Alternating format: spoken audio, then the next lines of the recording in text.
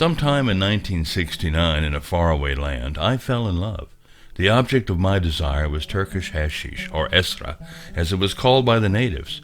My drug love came on gradually, as addictions do, and even when it reached full throttle, I was never conscious that I was in over my head.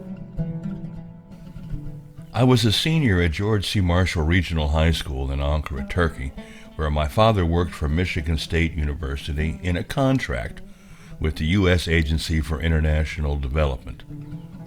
The student body, about 350 of us, was comprised of American dependents of military, U.S. State Department, USAID, and private business families, mostly in the Air Force.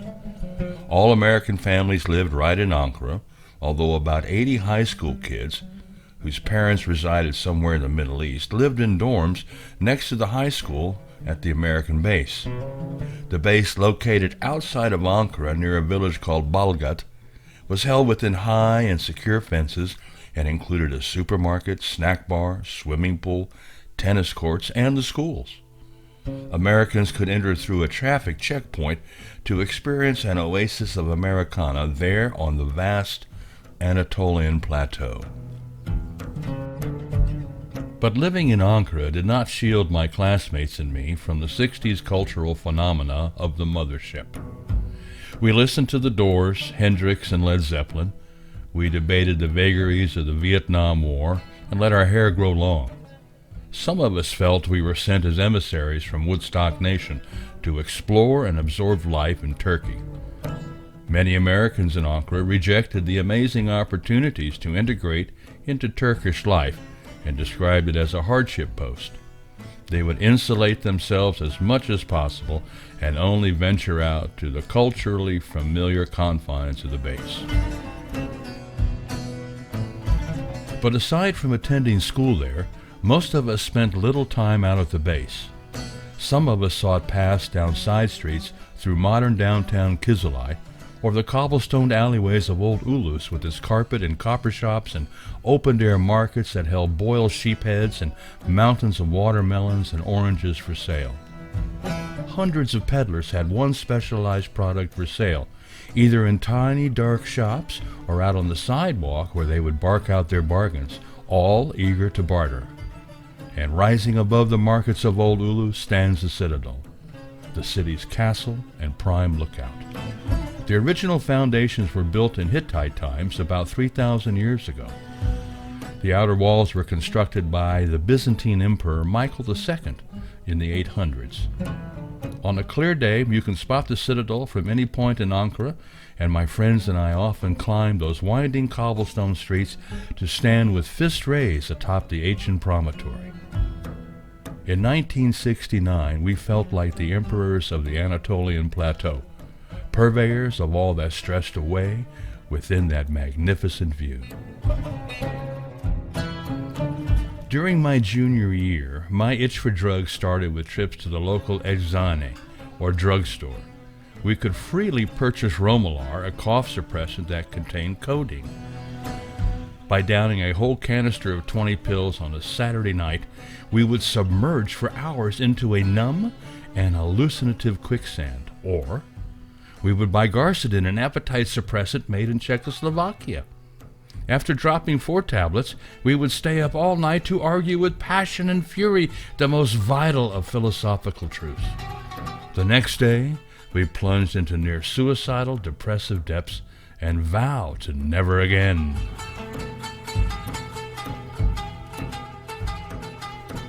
By the start of my senior year, I became fixated on smoking hashish. While getting drugs at the Exane was easy as buying bread, Romalar and Garcidin were messy and took an ugly toll. But hashish took on a powerful appeal. Early on, my friends and I were at the mercy of hash-possessing American acquaintances who sometimes took pity on us and shared. This made getting high hit or miss. But through my friend Joel, I met a contact at the Merhaba Palace named Ahmet. Ahmet was a friendly and outgoing young man who seemed to love my company.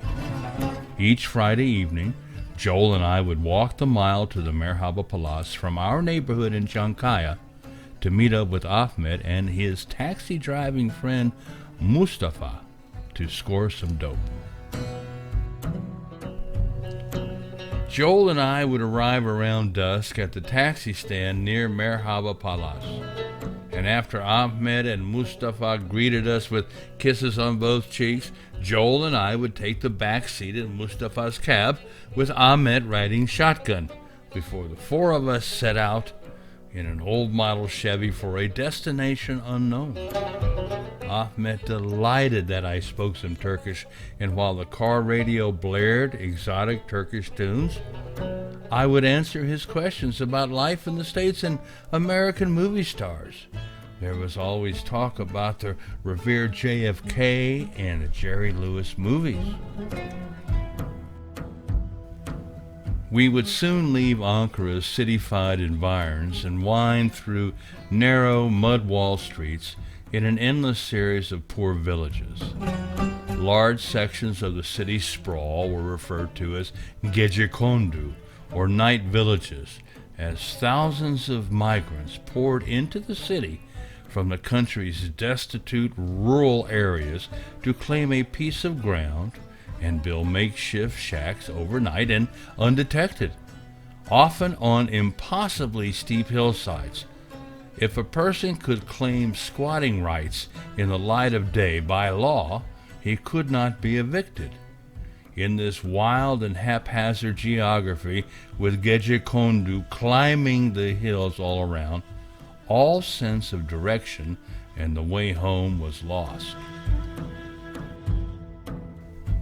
We would finally slow to a stop a block from a dimly lit chai eve, or tea house, where mustachioed men congregated to play cards or backgammon, drank tea, smoked tobacco, or calmly finger through a string of worry beads. Every old Turkish neighborhood had its gathering place for men, a custom reaching back centuries. You just couldn't waltz into some random tea house and inquire about Esra. You would be inviting serious trouble. It just happened that the dealer, this stranger that Ahmet knew, would be found in this one. Mustafa cut the headlights and Ahmet would reach back for the money I put in his hand. With a quick count, Ahmet flashed a knowing smile and headed into the shadows. We sat silently in those minutes while Ahmed was somewhere inside the tea house transacting the deal. Extreme danger filled the air. Turkish laws against drug use were extremely harsh, and their prisons were notoriously primitive and cruel.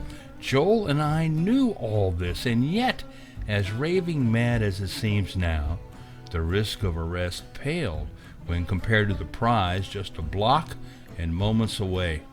My heart pounded as the thrill of the score was at hand.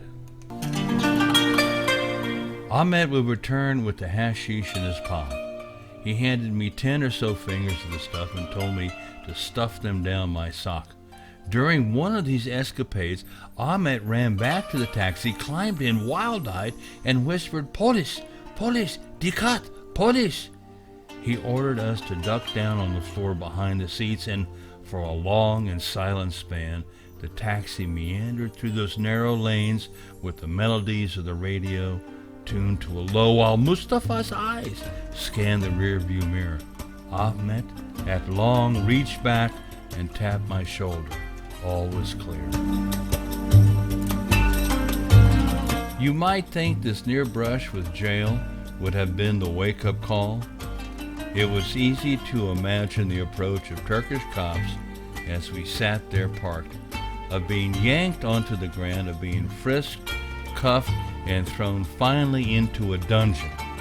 But this American boy, there I was, so fixated by the intrigue and mesmerized by the smells and the sounds and the dim, unsure light. And I suppose above all, I was doggedly true to my mission. I was the ringleader, the man in charge, and my American comrades depended on me. Together in fellowship, yes, undaunted, we would, by God, get high. After all seemed safe and driving away, Ahmet asked to have a birtani, one of the hash fingers, to roll into a joint. I really liked Ahmet and his mischievous grin and quick laugh. For all he risked everything, and to accomplish this, he asked permission to share a piece of the spoils. It was a ritual Joel and I were happy to indulge. Ahmet would take apart 2 cigarettes to reassemble into a larger joint by spit gluing the 2 papers together, and with the cigarette tobacco and an entire finger of crumbled esra, he rolled the trumpet joint for the 4 of us to share. Easing down a dark and vacant street, we took turns inhaling from the monstrous thing. During our earlier trips, Joel and I were eager to hit the joint right away, but Ahmet instructed, "Yavaş, yavaş, slow down and let the red ash cool a minute before proceeding." Turks might take 3 hours to finish a formal meal, and Ahmet and Mustafa were in no hurry with this either. Let it cool, savor, patience. Mustafa would drive us to a remote area of the city where, at high elevations, we could gaze out on the twinkling lights of the Turkish capital, the citadel prominently spotlit, while squatting on our haunches on the side of a road to exchange drug-addled laughs. I would announce, "Ben Tarzan gibi." I am like Tarzan, and I stand up and beat my chest like a gorilla. This would throw Ahmet into a gut-splitting guffaws and beg me for an encore. No wonder Ahmet so jubilantly greeted us when we arrived every Friday. Getting high with Joel and me must have been the highlight of his week. By the time we arrived back to the modern world of Merhaba Palace and walked the mile back to our meeting place in Kalakadera, Joel and I still spun in an intense swirl. We may have only taken 4 hits each, but the amount of dope in that one joint equaled the amount I would smoke throughout a full day later on. Yes, each and every day, morning, noon, and night, together or alone, I smoked. Most weeks I would run out of my beloved allotment by Wednesday and had to rely on the kindness of friends before Friday night would roll around again.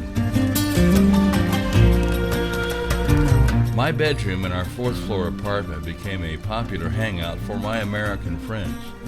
With my door shut, we would crank up, say, Blind Faith or Quicksilver Messenger Service and sit in a circle of knees while passing around a homemade pipe made from aluminum foil. We simultaneously smoked cigarettes to help conceal the distinctively sweet smell of burning hashish. A goat skull hung from my ceiling, the bedroom mascot that we christened Alaska Yodik. One night, in a fit of group creativity, 6 of us decided to illustrate my walls with fluorescent paint. My friend Carl painted above my bed a bright orange sentence that read, If these walls could talk, they would they would cough.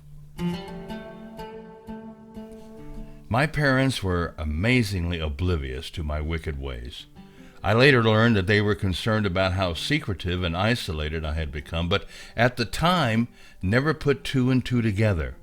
They were trusting and lenient. Ankara was a safe city, that is, if you weren't a lone female at night, and my friends and I took full advantage. We would get high, flag down a dolmuş, stuffed station wagon that cruised the main drags picking up passengers, and head downtown or to Ulus or out to the base. My parents admired that I was immersing myself in Ankara life and believed I was an independent and popular son. I could navigate my way through public interactions better than they. They just had no idea about the extent of my immersion. So it went, week in and week out, with Joel and I venturing out to the dangerous hinterlands on Friday nights. But one day in March 1970, sitting in the school cafeteria, my friends and I heard a very serious rumor. The night before, Turkish police had busted into an apartment of a Turkish Cypriot, a rock band leader named Tezer, Teddy as he was nicknamed by American kids, and arrested him, two other Turks, an American airman, and an American high school student.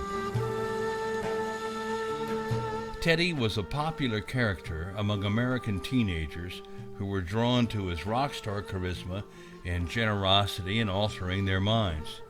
American kids came and went from his Ankara flat, though I never had. The identity of the arrested student then became clear. It was explained why he wasn't in school that day. Joel! He just happened to be at Teddy's the night before, infrequent visitor that he was, when the cops barged in. Joel! The unluckiest American in all of Turkey.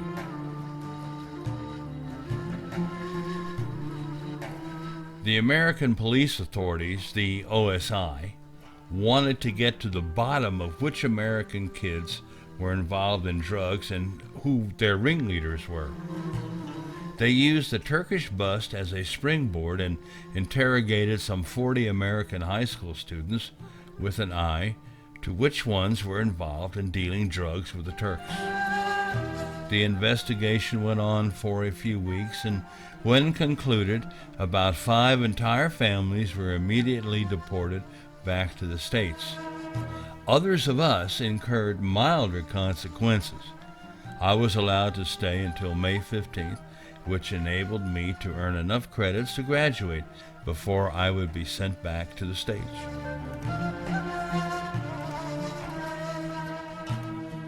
American kids had time to prepare, and they gave false statements to get their story straight with their friends. As a result, the OSI drew grossly erroneous conclusions.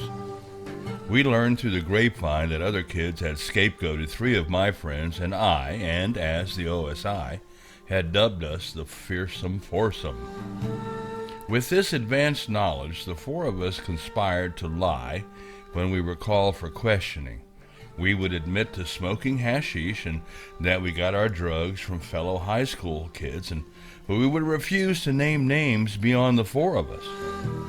Had the OSI known that the now imprisoned Joel and I every week for months had scored dope out in the wilds of Ankara, my family and I would have been booted within days of his arrest. Before I was deported in May, 2 months after Joel's arrest, I twice tagged along with Joel's father and visited Arkadaşım, my friend, in prison. His dad and I took our places among the throngs of desperate and impoverished families who waited in long lines for a turn at 15 minutes with their loved ones. When I finally came face to face with him, through a small and filthy window, Joel burst into tears. This would have been unimaginable when he was free, stoic, and emotionally hardened, as was his norm. The window was thick, and we had to yell to be heard. Joel described how he shared a cell that held 6 cots with 15 other inmates. It was still March, so it was cold, especially sleeping on the floor, and there was little heat. He had to sleep on his back to keep other prisoners from sexually assaulting him from behind. The prisoners were segregated by class, so by comparison, I suppose his accommodations were the Ritz. He craved news of our friends, which caused him more tears when I shared the latest. When I went back a few weeks later, Joel was in good spirits. The weather had warmed, and he seemed hopeful about getting released. He had learned how to manage day to day, his fears seemed at bay, and he was playing volleyball. While his new world was harsh, dirty, and dangerous, he held his own. He was 5'6", built like a fire hydrant. He could be a tough customer in his own right and defend himself, surviving intact for 8 long months. In November, while Joel was being transferred to a prison in Istanbul, his father, as pre-planned, followed the transport van in his car. When the van pulled into a rest stop, Joel made a break for it, jumped into his dad's car, and lit out of there full tilt. During the following hours, as the two took to roads more off the grid, there was no apparent pursuit. The next night, Joel and his father made it across the Greek border in their car with no hard questions asked. My long-lost friend arrived in Ann Arbor a few days later. It turned out that Joel's father had stayed in Turkey until he could seize the opportunity to spring his son, cross the border, and never return. I stayed in contact with Joel over the years, hit or miss, especially during the several months he lived in Ann Arbor after his escape. We would party or go to rock concerts or just hang out. The last time I saw him was in the early 90s. He was driving a semi through northern Michigan, and we rendezvoused at a bar in Houghton Lake. We both were clean and sober by then. He talked about the years he followed the Grateful Dead and life as a cross-country truck driver. I talked about settling in northern Michigan, being a father, and my work as a drug counselor. We sat across from one another, Joel with his long, scraggly beard and rainbow suspenders, me with my trimmed goatee and polo shirt, far-flung pasts that originated from common ground. Mostly we talked about the friends we loved back in the day and the adventures and intrigues we shared in that spectacular and calamitous land. What was unspoken? He was a hero in my eyes. I may have been a hero in his. Back then, at 18 years of age, we owned like sultans an expansive experience where cultures meld. Joel, Bobo, Carl, Bill, and I. Imagine that we may have just left my smoky bedroom, where Jim Morrison presided on the stereo, caught a dolmush to the old city, and wandered up alleyways where friendly carpet and copper shop owners invited us in for tea. We may have climbed on further, past the children selling souvenir evil eyes, and through the gates constructed by Seljuk and Byzantine conquerors more than 1,000 years before. If we made it this far, we would always surmount the uppermost walls to stand atop Ankara's citadel, its fortress for millennia, for a view across the ages. Imagine us taking it all in, the modern high-rising downtown with its great arteries of traffic, the dozens of minarets spiking the distant skylines, the Gecekondu gripping like desperate fingers to those Anatolian mountainsides, and the fading highways, north to the Black Sea, west to Istanbul, south to the Mediterranean, and east to ancient Persia. American youth at the crossroads of time and no time. As a boy, I fell in love with a drug, and I couldn't have stopped it.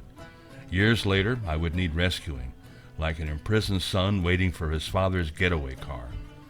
But while it all started there, and I taunted the devil there, there is not a moment I would alter.